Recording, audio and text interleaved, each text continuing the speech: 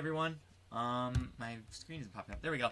Alright, so this is a weather update for the severe weather event that's going to be happening today. The SBC has just put out this risk area about 3 hours ago, and it is an enhanced risk area for southwest Michigan, northwestern Indiana. This enhanced risk is for damaging winds in particular. If you look at the damaging wind potential for today, they have a hatched area within the enhanced risk area that shows that there could be significant wind gusts of 70 miles per hour or greater in this area that is hatched. Anywhere off to the east, it's looking more like just a severe weather event that's kind of low-end severe weather, and overall more along the lines of low-end severe weather for this entirety of this event. But still, the confidence is there for severe weather in the area shaded in orange and even in the area shaded in yellow, but it is not going to be very significant according to the latest model runs. It just looks like it's going to be some damaging winds, 60 to 70 miles per hour, maybe an isolated tornado here and there. So that is what this is for. You have storms ongoing across parts of Illinois at the current moment. It is starting to dissipate, though, this first round of storms, but there is going to be some redevelopment and reinitiation, it looks like, later on today. So we're going to get into the models that are kind of showing what particularly is going to be happening with this event. Let me change it up real quick. Alright, so make sure that you subscribe if you are not subscribed yet, and that is the way we keep this whole thing going. So make sure that you are on our channel. If you are not yet on YouTube, you are also, unless you're also watching on Facebook and Twitch as well. So make sure you subscribe to keep updated. Alright, let's go to the models now. Alright, so this is a model that's earlier in the morning. Let's go more towards the time that we're looking at. I'm actually going to focus the map on Illinois and Indiana because that's where the storm is likely going to get the biggest, or have the biggest intensification at. So this is the HRRR model showing the central time. So this is 10 a.m. We want to go to 11 a.m. because that's kind of where we are. Right now, if you look at the radar, HRRR is not really picking up on what exactly is going on here. You do have a line of thunderstorms that is no longer severe, that is moving across Illinois right now. The anticipation is that these storms are likely going to weaken with re-intensification of some more thunderstorms later on in the day today. So this storm is starting to die out. It did pick up a little bit, some intensity back in Iowa, but it does show signs of weakening. So it seems that we won't really be having too much to worry about with these storms later on. It looks like there's this severe event with these storms has passed. But we're going to see some redevelopment ahead of where this is at. I do think there's going to be a developing line of thunderstorms after this dies out, somewhere along this line. Alright, and the models will show that in just a minute, and we'll get into why they are showing that. But I do anticipate a line of storms to kind of develop here, move in this general direction. At least most models are picking up on the fact that it's going to be moving in a southerly direction, or from the northwest, and it's going to really impact this entire area. The favorable environment does sit around this area, so it is not going to be a high-end severe event, but there is going to be some stronger storms today here in this area. I'm going to be watching these storms in this general area right here today, so that's where you'll find any information from me during this event today. Alright, let's minimize this real quick. Let's look at what the model is projecting. Okay, so you see Illinois. This main development is going to occur in Illinois, which is why I'm showing it, and then the enhanced risk area kind of sits here. So this is a good spot to take a look at what's going on in the atmosphere right now. So let's look at the reflectivity. At 1 p.m., you got some stronger storms developing in Missouri and southern Illinois. That's not connected with the storm event we're going to be seeing over our area. By 6 p.m., so by 6 p.m., you can kind of see the development of a line of thunderstorms. Some of those are going to be strong and maybe severe across parts of Illinois, and then maybe some over Lake Michigan as well. And then by 7 p.m., you can really see it starts to intensify and form a mesocyclonic system, a line of storms that is going to pack some winds of up to 60 to 70 miles an hour in some areas. Going southeast, you can see lower cloud bases. Really, the tornado threat. Photographs do not really show a great setup for tornadoes, but it does show some good potential for some damaging wind gusts. It does show the marginal severe, according to the HRRR, which probably is consistent. It's not going to be a major severe event, but it is going to be widespread across the Great Lakes region. So you can see these storms start to intensify, moving southeast into parts of Indiana, and you can kind of see that the outflow is kind of being pushed out ahead of the storm system as it approaches Lafayette, which will cause the storms to weaken, and there's less wind shear down in the southern area that will not enable the storms to take off. These storms will probably stay together for quite a little bit up in the lower Michigan. You do have a more favorable environment in that area, and then as it progresses to the southeast, you can see it begins to disintegrate by about 1 a.m., 2 a.m., something like that. It's not going to be a derecho. I know a lot of people have been saying, oh, derechos is going to happen. Not going to be a derecho. It looks like it's just going to be a quick line of thunderstorms spanning over several hours, and then quickly dying out once it reaches that less favorable environment down in southern Ohio and southern Indiana. Let's get a look at it from Michigan real quick. The Michigan view. Again, slight risk area extends up towards GR, so it's good to get a look at what's going on up here too.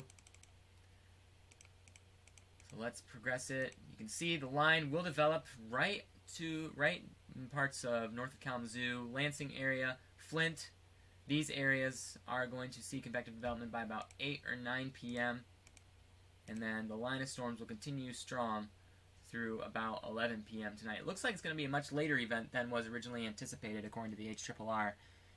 It's showing that it's not really going to be here until after dark, which is not a very chaseable scenario based on what the models are saying. But you can really see these storm clusters are going to have rather high tops on them, and I wouldn't be surprised if we can see the cloud tops from the sky as well. Let's look at cloud cover.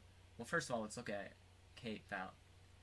Let's look at the Cape values as they build, how they build in. We're going to zoom out to a regional model. HRRR Cape values. Let's take a look at that. Surface-based Cape.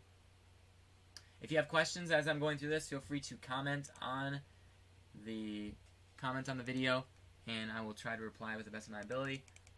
Alright, so you can see Cape's going to kind of move with the cold front that we have moving through with this system.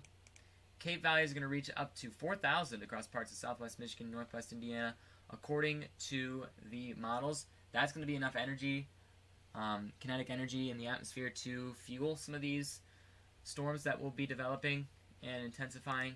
And you can really see where the storms are developing as the Cape will disintegrate, where those storms are starting to pop up. But Cape values even into about 8 p.m. will still be close to 4,000 across southwest lower Michigan. Got a very unstable environment, and then you can see the instability really starts to tumble as that line moves into Indiana and Ohio, and it's not looking like it's going to really sustain itself once it gets past that general area. So that's what is showing up here. I want to look at some other dynamics. What measure of spin in the atmosphere we're going to have for this event. There is going to be spin in the atmosphere, but not the kind of spin that you'll see that's capable of producing tornadoes. I don't think it's going to be a really significant tornado event. Tornado potential is going to be focused more towards Van Buren, Berrien, Cass counties, and then around the Chicago area as well. Live footage from me particularly is not going to be available today, unless it's after 7 p.m. There will be some live footage available then, but I do think there will be some other chasers chasing around the area in Michigan. If you're on Facebook, a good group to join would be Mid-Michigan Storm Chasers. That's a good place to check out if you're looking for some chasers that you can potentially follow as you are in southern Michigan, that you can watch them do their chases. But I won't be chasing, but I will be monitoring it. I have some obligations in St. Joe County, and that is still in the enhanced risk area. So after I fulfill those obligations and the storms are still looking like I can still get to them, I will be on them, and I will try to keep informed on what's going on with the storm. So anytime after 7 p.m., check for me. I'll be on there possibly then. Don't forget to subscribe to the channel. That is where you can find all the live feeds on YouTube. Alright, so spin in the atmosphere does exist. It doesn't look like the spin capable for a tornado, though. So it is possible that there could be a brief spin up, especially west of US 131, particularly closer to I-196, that area. So, something to be aware of if you're in that region. But you can really see the spin does tend to disintegrate, or the helicity and updraft helicity really does disintegrate once it leaves that less favorable environment. Wind shear is a big factor in the storms that we have today, how much wind shear we're going to have. Notice, as these storms moving in, the wind shear is generally focused across parts of Illinois, Michigan. Just a little bit of wind shear, not that much wind shear with showing up, but there is practically no wind shear once you get into Ohio and Indiana. So it does appear that these storms will not be able to kind of hold together in Ohio and Indiana. And the fact that there is low levels of wind shear with this setup does indicate to me that it is not going to be a high-end severe event. Looks like it's going to be more of a lesser severe weather event that unfolds. Photographs, again, not really looking too good. What you really want is you want an arch, like a really nice clean arch moving across. And what you have here is you have kind of a rigid photograph with these, so the tornado potential is low, and that is reflected in the SPC's assessment as well. So you've got a really rigid photograph that's not really capable of fostering tornadoes with this setup. Now, down here, yeah, still not looking good for severe or a tornado. Flood warning potential. I will look at the excessive rainfall outlook if it's there. I don't know if I have it available here, but excessive rainfall. There's definitely going to be rain for a lot of people. I do think it will be a great deal of rain. I'm going to go to the Weather Prediction Center real quick, and we'll take a look at that real quick. Excessive rainfall outlook for the area. Our excessive rainfall outlook is mainly marginal. These storms are going to move quickly across the region, so I do not think there's a really decent chance of flooding, but there is marginal excessive rainfall potential for the severe event that we have today, but it really just looks like more of a damaging wind. Heavy rain does look probable, and it looks like it could be some brief flash flooding, but not enough to really cause significant issues. So that's what is currently shown by the Weather Prediction Center. But again, enhanced risk for severe weather today. Let me make sure no one else is commenting. Enhanced risk for severe weather today. Tornado potential is low. Again, I showed you the photographs. They're very rigid, not really showing a good tornado potential today. The wind potential is the main concern, with a hatched area for possibly significant winds, especially focused across southwestern Michigan and northwestern Indiana. Alright, that's the update for today. And make sure to stay up to date on all the weather information. You can check your local news service, local National Weather Service first, for sure. And then I will also be available to keep track of these storms, especially after 7 p.m. today. I will be available to keep track of the weather events that are taking place. So, possibly storm chasing after I get done with that. Alright, nothing major now. The storms that are in Illinois are continuing to weaken, but there is a reintensification, as I'm showing with this drawing I put here. Reintensification across parts of Illinois and central Michigan, progressing southeast, and the general area I will be located in is right here, where there could be some, where it's still a little east of the enhanced risk area, but I wouldn't be surprised if we see a movement of enhanced risk to include some of this area as well, for maybe just some regular, not too significant damaging wind gusts across here, but still widespread. So, just to be aware of. Watch as these storms come in. It's looking like it's going to be arriving after 5 p.m.